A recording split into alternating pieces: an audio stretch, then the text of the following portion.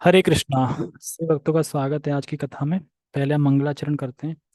ओम अज्ञानतिमिरान्धस्य ज्ञानञ्जनशलाकया चक्षुरुन्मीलितं येन तस्मै श्रीगुरुवे नमः।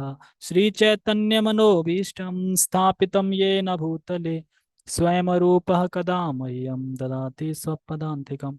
वन्देऽहं श्रीगुरो श्रीयुतापदकमलं श्रीगुरून् वैष्णवांश श्रीरूपं साग्रजातं सहगण रघुनाथान्वितं तं सजीवम् साधुवेतं सावधूतं परिजन सहितं कृष्ण चैतन्य देवम श्री राधा कृष्ण पादान सहगण ललिता श्री विशाखात विशांचा। हे कृष्ण करुणा सिंधु दीन बंधो जगतपते गोपेश गोपिका कांता राधा कांता नमस्तुते। तप्त कांचन गौरांगी राधे वृंदावनेश्वरी वृषभानुसुते देवी प्रणमामि हरिप्रिय। वाञ्छाकल्पतरुभ्यश्च कृपा सिन्धुभ्य एव च पतितानां पावनेभ्यो वैष्णवेभ्यो नमो नमः। जय श्री कृष्ण चैतन्य प्रभु नित्यानंद श्री अद्वैत गदाधर श्रीवासादि गौर भक्तवृंद। हरे कृष्णा कृष्णा कृष्णा हरे हरे हरे राम राम राम हरे हरे। रामाय रामभद्राय रामचंद्राय वेदसे रघुनाथाय नाथाय सीताय पते नमः। नमो विष्णुपादाय कृष्णपृष्ठाय भूतले श्रीमते भक्तिवेदांता स्वामिनि इति नामिने। नमस्ते सारस्वते देवे गौरवाणी प्रचारिणे निर्विशेष शून्यवादी पश्चात देशतारिणे। हरे कृष्णा। तो सही भक्त प्रकट हो जाएं, जो अप्रकट हैं कोई है ही नहीं, सब यहीं के हैं। एक सेकेंड।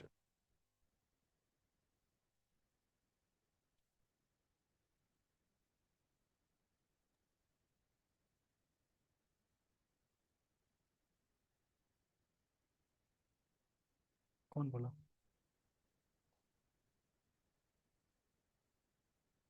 ठीक है। अच्छा, सब यहीं बैठे हैं जो ज्वाइन है बस। तो हम वैष्णव सदाचार पढ़ रहे हैं। और आज दिन है उस पे 37वां। और हम सुन रहे थे कि एक अतिथि जब घर में आता है तो हमारा व्यवहार कैसा होना चाहिए, अतिथि के प्रति हमें क्या क्या सेवा, किस किस बातों का ध्यान रखना चाहिए।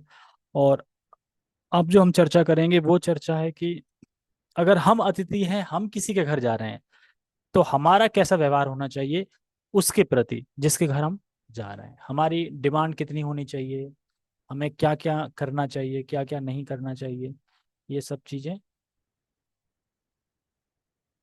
सीखेंगे। ठीक है। एक अतिथि के रूप में हमारा व्यवहार कैसा हो।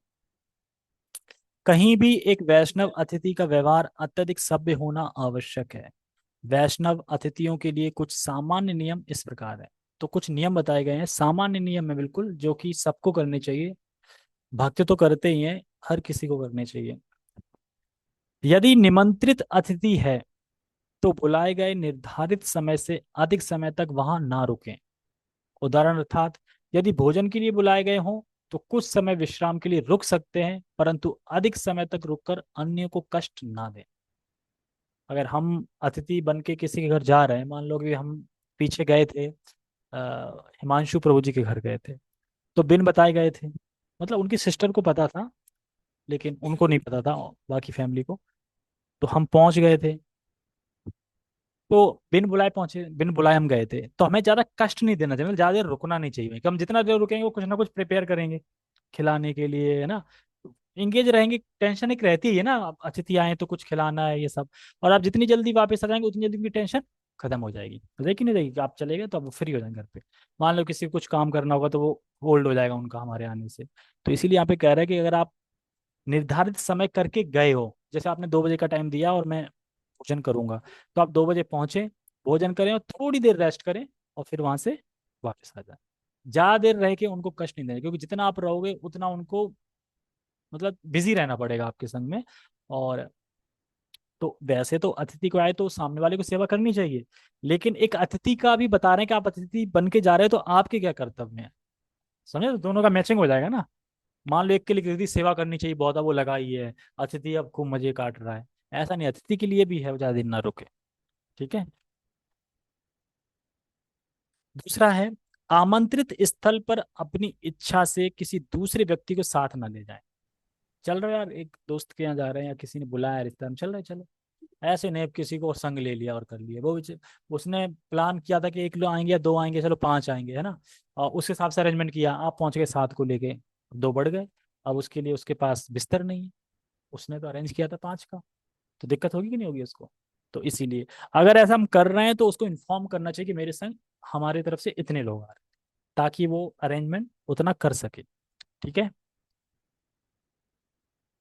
यदि किसी अन्य व्यक्ति को भी ले जाना हो तो संबंधित व्यक्ति से संपर्क करके उनकी अनुमति प्राप्त करके ही ले जाएं। फोन, फैक्स जैसे उपकर, फैक्स तब चलता था ना ज्यादा, अभी फैक्स नहीं है। आप फैक्स क्या, आप तो व्हाट्सएप पे फोटो ही भेज दो ना सीधा।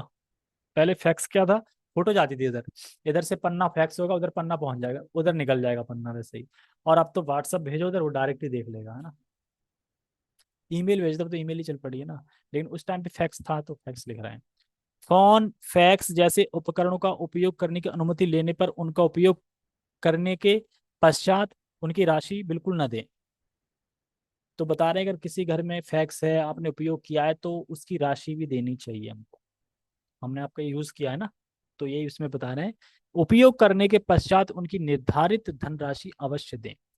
यदि आप मित्र के घर अथवा अनामंत्रित स्थान पर जा रहे हैं तो संबंधित व्यक्ति को यह अवश्य सूचित कर दें कि आप कितने समय तक रहने वाले हैं। मैं बोलता ना, दोस्त के घर चल देते हैं, दोस्त के घर जा रहे हैं, या फिर अनिमंत्रित स्थान पर जा रहे हैं जहाँ पे निमंत्रण नहीं, आप जा रहे हैं, तो हमें ये इन्फॉर्म कर देना चाहिए, बता देना चाहिए कि हम कितने दिन रहेंगे, कितने समय तक रहेंगे। अनामंत्रित स्थान पर यदि पूर्व सूचना नहीं दी गई हो तो संबंधित व्यक्ति घर अथवा मंदिर में रात को अथवा दोपहर में न जाएं। सॉरी, अनामंत्रित स्थान पर यदि पूर्व सूचना नहीं दी गई हो तो संबंधित व्यक्ति के घर अथवा मंदिर में रात को अथवा दोपहर में ना जाए। हाँ, ये कह रहे हैं कि संबंधित घर में या फिर मंदिर में आप जा रहे हो तो कब ना जाएं, रात में और दोपहर में ना जाएं।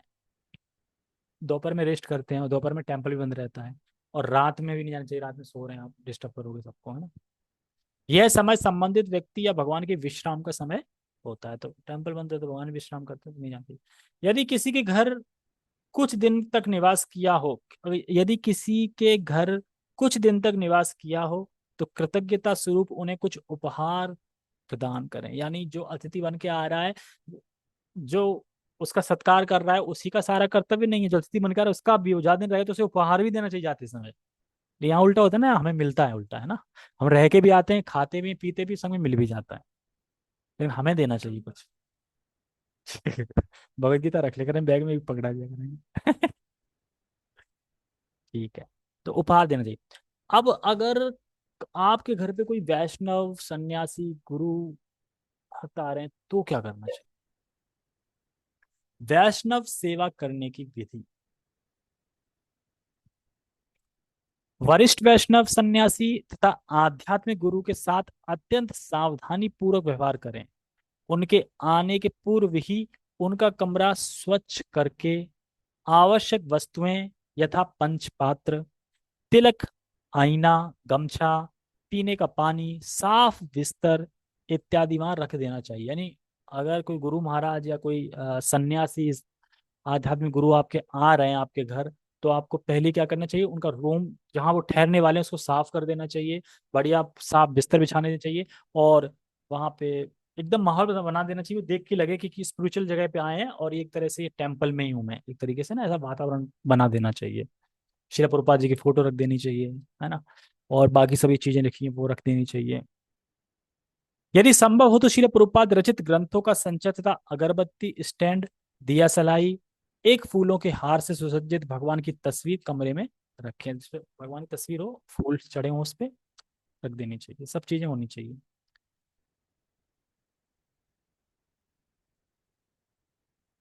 वरिष्ठ वैष्णव अतिथि के स्वागत हेतु स्वयं सामने जाकर कीर्तन करना, फूलों के हार एवं चंदन का लेप करना चाहिए। दंडवत अर्पित करके मधुर शब्दों से स्वागत करें एवं बैठने के लिए आसन प्रदान करें। अपने गुरु महाराज के आने पर उनकी अनुमति से पाद पूजा के पश्चात आरती द्वारा गुरु पूजा करके चरणों पर पुष्प अर्पित करें। तो गुरु महाराज की तो आरती करते ही हैं, श्री गुरु चरणा पद्मा, तो जो भी है वो करना चाहिए। उनके ठहरने के बारे में जानकारी लें। ले लेजिसन से समुचित व्यवस्था अच्छी तरह से हो सके, परंतु उनसे पूछते समय इन बात की बिल्कुल गलतफहमी ना हो कि हम उनके जाने के लिए उत्सुक हैं। जब रह रहे हैं तो ऐसा नहीं लगना चाहिए कि वो ये चाह रहे हैं आप कब जाओ, उत्सुक है हम। अच्छा गुरु महाराज कितने दिन रहेंगे, अच्छा कब जाएंगे, अच्छा फ्लाइट कर दूं, टिकट कर दूं, मतलब आप उत्सुक हो कब जाएं, ये नहीं करना चाहिए। उन्हें अधिक से अधिक दिनों तक ठहरने के लिए उत्साहित करें, मतलब ऐसा करें, ऐसी सेवा करें कि वो मजबूर हो जाए और रहने पे, ये है। ठीक है, तो ये हो गया अतिथि का पूरा। और हमें वैष्णव सन्यासी, अपने गुरु, आध्यात्मिक गुरु, है ना, शिक्षा गुरु, कैसे व्यवहार करना चाहिए भी हो गया। अब आता है कि 10 नाम अपराध। जो 10 नाम अपराध गाए जाते हैं इस्कॉन में रोज मॉर्निंग में, मॉर्निंग प्रोग्राम में। और हम धाम वगैरह जाते हैं तो नाम अपराध भी हो जाते हैं, धाम अपराध भी हो जाते हैं, तो दोनों आएंगे इसमें। अभी नाम अपराध है, फिर धाम अपराध भी हैं। तो 10 प्रकार के धाम अपराध भी होते हैं और 10 प्रकार के नाम अपराध भी होते हैं। पहला क्या है, भगवान नाम का प्रचार करने वाले महाभागवतों की निंदा करना।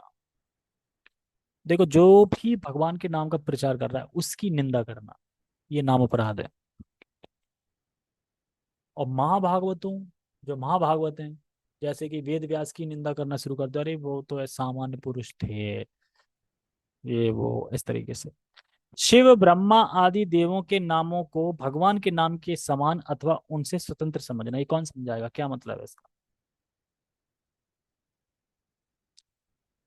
शिव और ब्रह्मा आदि देवों के नामों को भगवान के नाम के समान अथवा उनसे स्वतंत्र समझना।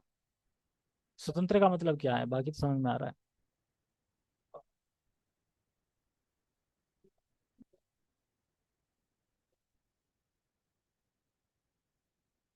स्वतंत्र, हम्म, इसमें ये करना कि भगवान के नाम के समान, समान समझना, अथवा उनसे स्वतंत्र समझना।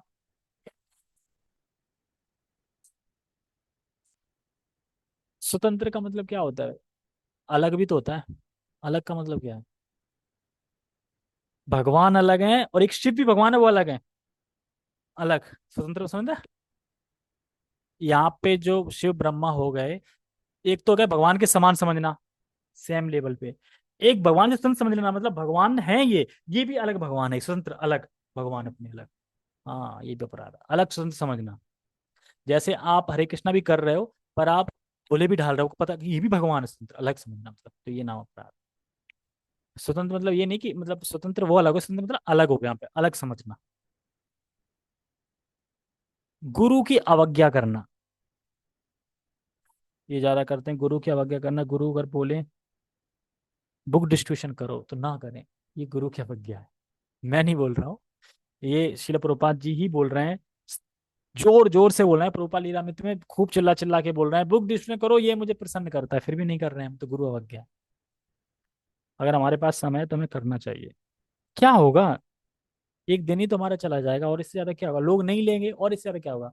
लेकिन भगवान को इससे कोई फर्क नहीं पड़ता, कोई ले रहा है कि ले रहा है, भगवान बस ये देख रहे हैं आप कर रहे हो, बस उसी से धाम चले जाओगे। कैसे, भगवान वो नहीं देखते, भगवान को करना क्या, आप गीता बांट दो उससे कोई मतलब नहीं है। आप लगे हो, बस ये सेवा कर रहे हो, सेवा में लगे हो। हाँ, सेवा में लगे हो, बिचे या ना बिचे उससे कोई मतलब नहीं। इसलिए कमर बांध लो और निकल जाओ गीता लेके। जब आप गीता लेके निकलोगे तो भगवान आपकी सहायता करेंगे, और भगवान खुद गीता निकलवाएंगे। भगवान खुद ऐसे घर के पास भेजेंगे जो ले लेगा। और बैठे ही रहेंगे घर पे तो फिर कैसे होगा, है ना, तो नहीं होगा। इसलिए सैटरडे संडे मैंने सोचा मैं किया करूंगा।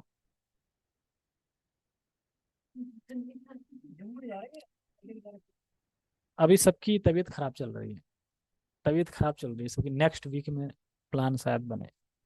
तो गुरु की अवज्ञा करना ये नाम अपराध है। वैदिक शास्त्रों अथवा प्रमाणों का खंडन करना, जो वैदिक शास्त्र दिए हैं हमें, उनको, उनके प्रमाणों का खंडन करना, अरे ये तो देखो यहाँ ये लिखा है, गलत लिखा है इसको। हरे कृष्ण महामंत्र की जप की महिमा को काल्पनिक समझना, कि ये जो भी महिमा है ना हरे कृष्ण की, ये काल्पनिक है, बनाई हुई है। पवित्र भगवान नाम में अर्थवाद का आरोप करना। अरे बड़ा चढ़ा के बता दिया, एक बार हरि बोल दो उद्धार हो जाएगा, हाँ, ऐसा होता है? झूठ बोल रहे हैं। अरे भाई जब तक आप तपस्या नहीं करोगे, हिमालय नहीं जाओगे, है ना, अपने आप को सुखाओगे नहीं, है ना, बर्फ में नहीं अपने आप को रखे रहो, तो कैसे मिलेगा? तो बड़ा चढ़ा के बता दिया, ये अर्थवाद करना। और भगवान के नाम के बल पर अपराध करना, ये मच्छर दिया चटाक, अरे हम कर हरे कृष्णा तो कर ही रहे हैं, तो अपराध खत्म हो जाएगा, चटाक मच्छर मच्छर मारे जा रहे हैं, छिपकली कॉकरोच सब मार दो। या फिर कुछ और, ये सब। हरे कृष्ण मंत्र के जप को वेदों में वर्णित किसी शुभ सकाम कर्म या कर्म कांड के समान समझना।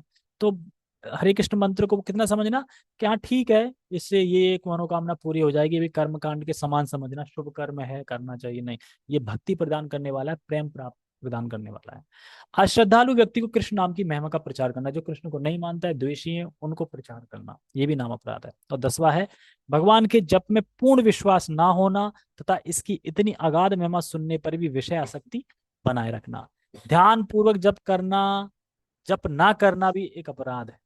स्वयं को वैष्णव समझने वाले प्रत्येक भक्त को इन सभी अपराधों से बचना चाहिए, जिससे उसे शीघ्रता शीघ्र अभिष्ट सिद्धि अर्थात कृष्ण प्रेम की प्राप्ति हो। तो ये 10 नाम अपराध थे, हमने श्रवण करें।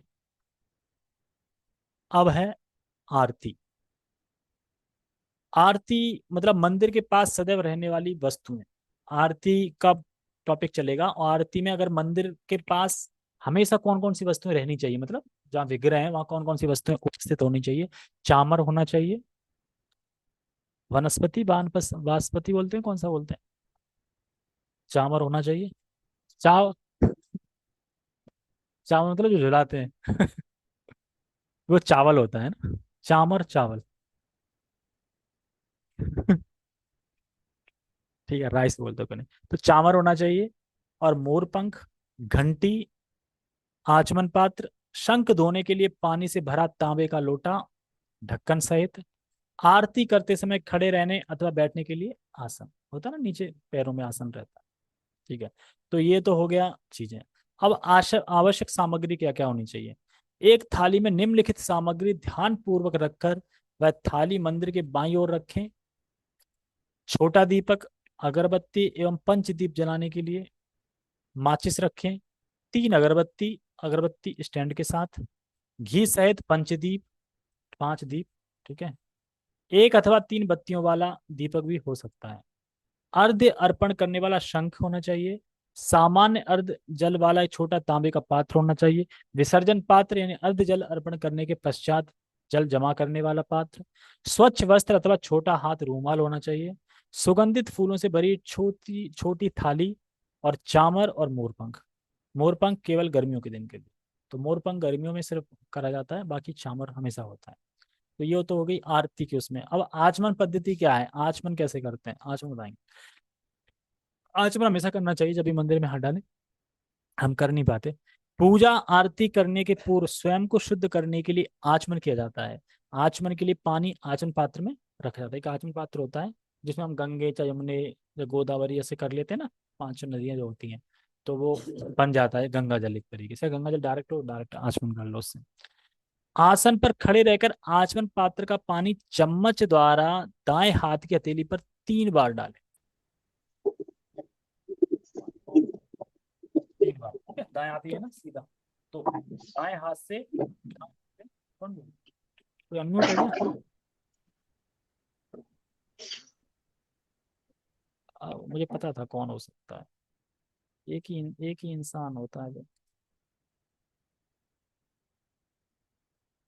ठीक है, कहाँ पे थे हम। बाएं हाथ से 3 बार यहाँ पे जल डालना है, ठीक है, आसन पर खड़े होकर।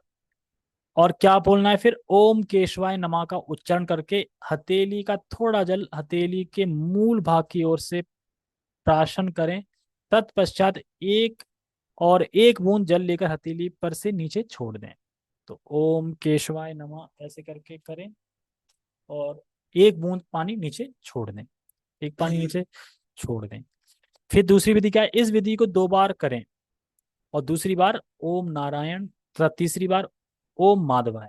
नमः मंत्र का उच्चारण करें, यानी ओम केशवाय नमः 3 बार वैसे करके, फिर ओम नारायण नमः 3 बार करके, फिर ओम माधवाय नमः 3 बार करके। अंत में हथेली पर 3 बूंद पानी लेकर ओम गोविंदाय नमः मंत्र का उच्चारण करते हुए पानी नीचे छोड़ दें। तो ये आचरण विधि है, ये तब समझ में आ पाएगी जब आप देख लोगे करते हुए कि कैसे करा उसने पूरा, तो समझ में आएगा। ऐसे दाएं बाएं समझ नहीं आता कि कब कैसे नीचे डालना है, कैसे पीना है ना। कुछ नहीं जाके खुद ऐसे भी कर लेते हैं ना, और फिर ऐसे भी डाल देते हैं, फिर ऐसे कर लेते हैं, फिर ऐसे डाल देते हैं, ऐसे करते हैं। कोई तो डायरेक्ट चम्मच से ऐसे कर लेते हैं। सीधा मतलब। ठीक है। तो अर्पण करने वाली प्रत्येक सामग्री सामग्री के शुद्धिकरण की विधि। दाहिने हाथ में आचमन पात्र से जल लेकर बाएं हाथ में स्थित सामग्री 3 बूंद डालें। जब हम कभी ना जैसे तुलसी जल डाल रहे हैं या कुछ और कर रहे हैं, तो क्या करना चाहिए, दाहिने हाथ में आचमन पात्र से जल लेकर बाएं हाथ में सामग्री पर सामग्री पर 3 बूंद डालें। सामग्री डालते हैं ना 3 बूंदे, कोई भी जैसे भोग होता है तो भोग पे भी डाला जाता है, तब भोग ऑफर करता है, लेकिन अपन डालते नहीं है। लेकिन ये भी विधि है कि पहले भोग लाएं, तुलसी पत्र डलाएं, सब में ये 3 बूंद बूंदें डालनी चाहिए, फिर रखना चाहिए भोग ऑफर करने के लिए। अब इतनी ज्यादा विधि हो जाएंगे तो पता चले भूल जाएंगे ना वो भी क्या है। अब आरती का विधि का क्रम क्या है। प्रणाम करके आरती आरंभ करने की आज्ञा के लिए गुरुदेव से याचना करें। आरंभ में आरती के प्रारंभ के संकेत स्वरूप 3 बार शंख बजाएं। तत्पश्चात उस शंख को आचमन पात्र में रखे जल से शुद्ध करके रख दें। जैसा देखा ना, आते हैं पंडित जी, आते हैं, अल्टर खुलता है, शंख बजाते हैं, फिर पानी से रख देते हैं वहां पे ना, ऐसे ही तो वो इसी तरीके से। एक दीपक जला लें। अर्पण करने के पूर्व प्रत्येक सामग्री को शुद्ध कर लें। शुद्ध करने का वही है आचमन से, ऐसे 3 दिन।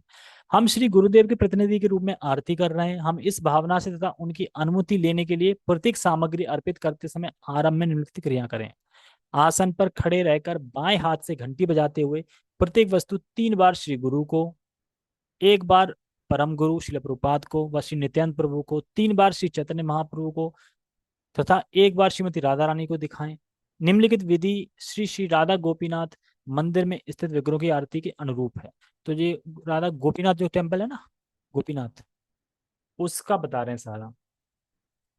तो तत्पश्चात प्रत्येक वस्तु के लिए विग्रहों का क्रम इस प्रकार रखें। सबसे पहले श्री गोपीनाथ जी, श्रीमती राधा रानी, फिर श्री गोपाल जी, श्री चैतन्य महाप्रभु, श्री नित्यानंद प्रभु, नरसिंह देव केवल 3 बार, श्रीमती तुलसी महारानी केवल 3 बार, श्री परम गुरु श्रील प्रभुपाद, श्री गुरु उपस्थित भक्त केवल 3 बार। तो ये सब एक क्रम बता रहे हैं, समझ में नहीं आएगा अभी, क्योंकि हम अभी विग्रह सेवा कर नहीं रहे हैं। इसका पूरा कोर्स होता है विग्रह सेवा का भी, मतलब पुजारी का जो है ना, पूरा कोर्स होता है कि कैसे कैसे क्या करना होता है, वो तब सीख पाएंगे कोर्स करेंगे तो। आरती अत्यंत भक्तिमय भावना में तथा आरती उतारने की क्रिया सुंदर रूप से होनी चाहिए। समय के बंधन में प्रतिक्रिया सुचारू रूप से समय विभाजित करके अर्पण करें। अत्यंत धीमी गति से अथवा तीव्र गति से आरती ना करें, नहीं तो पता चलेगा ना कि आप हो गए, देखता ना टेम्पल में तीनों अल्टर के बराबर पे निकलते हैं, बराबर पे वो घुमा रहे होते हैं, बराबर पे ही सब कुछ आरती खत्म होती है। देख भी लेते हैं, लेकिन बराबर पे ही होती है, समथिंग थोड़ा बहुत फर्क पड़ जाता है, 1 आध मिनट का, ज्यादा नहीं होता। आरती करते समय ध्यान रखें कि अर्पित की जा चुकी वस्तु अर्पित नहीं की गई वस्तुओं में मिले ना। प्रत्येक वस्तु किस क्रम के तथा कितनी बार अर्पित करें। अगरबत्ती अर्च विग्रह को अगरबत्ती अर्पण करते समय 7 बार पूरे शरीर को अर्पित करें। 5 राती यानी 4 बार चरणों को, 2 बार नाभि को, 3 बार मुक्कमल को, 7 बार पूरे शरीर को। फिर ये वही है जो हम दीपदान करते हैं, वैसे ही पंचदीप होते हैं ना, 5 दीप, वो वैसे ही करना होता है। अर्ध जल यानी शंख से अर्ध जल 3 बार मस्तक पर तथा 7 बार पूरे शरीर को अर्पित करें। तृतीय को अर्पित करने के बाद विसर्जन पात्र में थोड़ा जल निकालें तथा बाद में दूसरों को अर्पण करें। इस प्रकार का क्रम सभी के लिए करें। वस्त्र अथवा रूमाल पूरे शरीर को 7 बार दिखाएं। पुष्प संवार्ग को 7 बार अर्पण करें। पुष्प पुष्प जो करते हैं ना, वो चरणों में होते हैं। चामर बचे हुए समय के अनुसार प्रत्येक को विभाजित करके अच्छी तरह चामर दिखाएं। मोर पंख बचे हुए समय अनुसार प्रत्येक को पंखा अर्पित करें, ठंड के मौसम में पंखा अर्पित ना करें। आरती के अंत में 3 बार शंख बजाएं। विसर्जन पात्र के जल को सभी उपस्थित भक्तों पर छिड़कें और स्वयं पर भी छिड़क लें। सभी सामग्री को हटाकर कपड़े से आरती के स्थान, आसन इत्यादि की स्वच्छता से पहुंच लें। मंदिर के बाहर आकर दंडवत प्रणाम अर्पित करें। तो जो पुजारी करते हैं ना, फिर बाहर आते हैं, फिर दंडवत प्रणाम करते हैं, अंदर नहीं कर सकते। तो तुलसी महारानी की आरती हम कल करेंगे। उनके लिए एक थाली होनी चाहिए। तो ये भी विग्रह का था सारा। अब तुलसी की आरती के लिए क्या क्या करना चाहिए वो भी विधि है। तो कम से कम तुलसी आरती से स्टार्ट कर लें, तुलसी आरती को पूरे समझ लें कि कैसे कैसे क्या करना है। तुलसी आरती करना सीख जाओगे तो लगभग फिर धीरे धीरे वो भी सीख जाओ। तुलसी आरती थोड़ा कम होती है ना, एक दीपक होता है उनके लिए, और वो आचमन होता है, और धूप होती है, अगरबत्ती होती है, ज्यादा मतलब वो नहीं होता, फूल होते हैं कुछ इस तरीके से, ठीक है। तो ये हम कल करेंगे हैं। अभी हम दामोदर अष्टकम पढ़ते हैं। जगत गुरु शिल प्रभुपाद की जय। शिशि दामोदर भगवान की जय। दामोदर अष्टकम की जय। नमामीश्वरं सच्चिदानन्दरूपं लसत्कुण्डलं गोकुले व्राजमानम् यशोदाभियोलोकलाद्वमानम् परामृष्टमत्यं ततो धृतगोप्या रुदन्तं मुहुर्नेत्रं युग्मं रजन्तं कराम्भोजयुग्मेन शान्तकनेत्रम् मुहुश्वासकं पात्रे रेखाङ्ककण्ठा स्थिताग्रवदामोदरं भक्तिबद्धम् इति द्रक्ष्वलीलाभिरानन्दकुण्डे स्वघोषं निमज्जन्तमख्यपयन्तम् तदीयेषितागेषु भक्तिर्तत्त्वम् पुनः प्रेमतस्तं शतावृत्ति वन्दे वरं देवमोक्षं न मोक्षं वदिं वा न चान्ये व्रणेऽहं वर्षादपिह इदं तेव पूर्णात् गोपाल बालं सदा मे मनस्या विरास्तं किमन्ये इदं ते मुखं भोजमत्यन्तनीलेर्व्रतं कुन्तले स्निग्धरक्तिश्च गोप्या मुहुश्चुम्बितं बिम्बरक्ताधरं मे मनस्या विरास्तामलं लच्छलां हे नमो देव दामोदर अनंत विष्णु प्रसीद प्रभो दुःख जलाब्धिमृगम् कृपा दृष्टि वृष्ट्याति दीनं बतानु ग्रहणेश मामगमेदृश्य कुबेरात्मजो बद्ध मृत्येव यद्वत् त्वयामोचितो भक्ति भाजो कृतो च तथा प्रेम भक्तिं स्वकामे प्रयच्छ नामोच्चे ग्रहो मे अस्ति दामोदरे हम नमस्तेस्तु दाम्ने सूरदीप्ति धाम्ने त्वदीयोदरायात विश्वसाधाम्ने नमो राधिकाय त्वदीया प्रियाय नमो राधिकाय त्वदीया प्रियाय नमोऽनन्तलीलाय देवाय तुभ्यं नमोऽनन्तलीलाय देवाय तुभ्यं हरे कृष्णा कृष्णा कृष्णा हरे हरे हरे रामा राम राम हरे हरे। श्री श्री दामोदर भगवान की जय। श्लोक क्रमांक 8।